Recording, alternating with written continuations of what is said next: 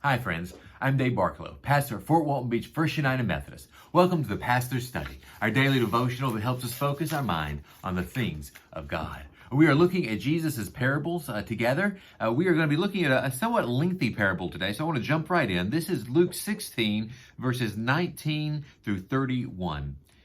There was a rich man who was dressed in purple and fine linen, and who feasted sumptuously every day. And at his gate lay a poor man named Lazarus, covered with sores, who longed to satisfy his hunger with what fell from the rich man's table. Even the dogs would come to lick his sores. The poor man died and was carried away by the angels to be with Abraham. The rich man also died and was buried. In Hades, where he was being tormented, he looked up and saw Abraham far away with Lazarus by his side. He called out, "Father Abraham, have mercy on me, and send Lazarus to dip the tip of his finger in water and cool my tongue, for I am in agony in these flames."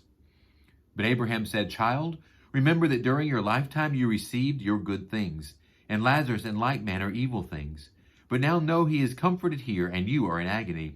Beside all this, between you and us is a great chasm has been fixed, so that those who might want to pass from here to you cannot do so, and no one can cross from there to us." Then he said, "Father, I beg you to send him to my father's house, for I have 5 brothers, that he may warn them, so that they will not also come into this place of torment."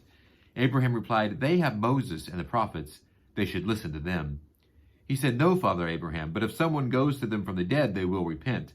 Then he said to him, "If they do not listen to Moses and the prophets, neither will they be convinced, even if someone rises from the dead." There is so much packed into this parable of Jesus. And in fact, it's made to do lots of work, try and mind to mean lots of things. People will look at it to try and decide what the afterlife is like now. It's obvious that Jesus here is making a ploy about his own death and resurrection there at the end, that if they won't listen to the law and the prophets, they won't even listen if someone comes back from the dead, which we, of course, know Jesus will, and still many people would not and still do not listen to what he has to say. But the main point of this parable is that the law and the prophets teach how we should treat one another.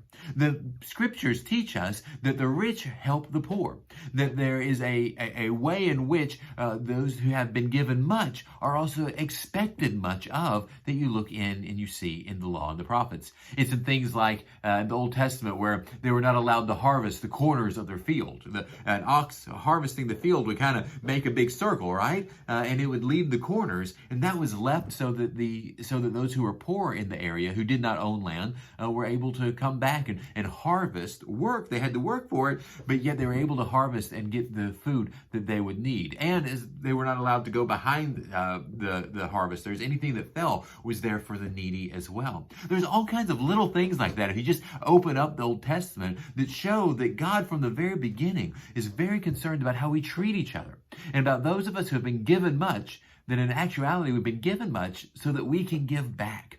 And that God does actually God looks at us and our behavior. Now, obviously, we believe heaven or hell is dependent on whether we believe in Jesus Christ. But yet, this parable sets in stark contrast for us just how important it is that we take care of each other. So, friends, remember, I love you. Take care of yourselves and shine the light of Christ.